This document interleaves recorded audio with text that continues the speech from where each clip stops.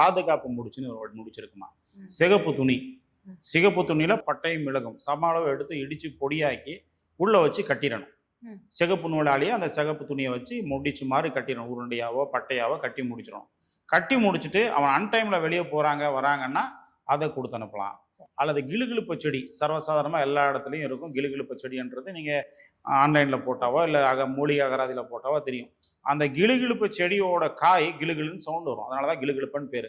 அதை உடச்சி பேக்கெட்டில் வச்சுட்டு போனாலே போதும். வேற ஒன்றும் பெருசாக நீங்கள் பண்ணிட தேவையில்லை.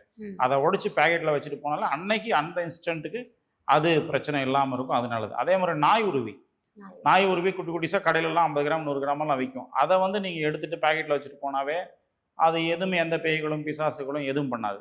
அடுப்புக்கறி, ஆணி, மிளகா. அடுப்புக்கறி, ஆணி, மிளகா இது 3ஐயும் நம்ம பல காலங்களில் அதிரசம் இந்த வீட்டுக்கு இல்லை அந்த வீட்டுக்கு கொடுத்து அனுப்பும்போது இல்லை மட்டன் சிக்கன் கொடுத்து அனுப்பும்போது போட்டு அனுப்புவாங்க. இது மிக முக்கியமானது. அதிரசம் ஆணி, மிளகா இதுவுமே கூட பெரிய பாதுகாப்பு கொடுக்கும். வண்டி வாகனங்களில் இந்த அதை பாதுகாப்பு முடிச்சு சிகப்பு முடிச்சு சொன்னீங்களா, அந்த மிளகும் பட்டையும் இது மிக முக்கியமாக வரும்.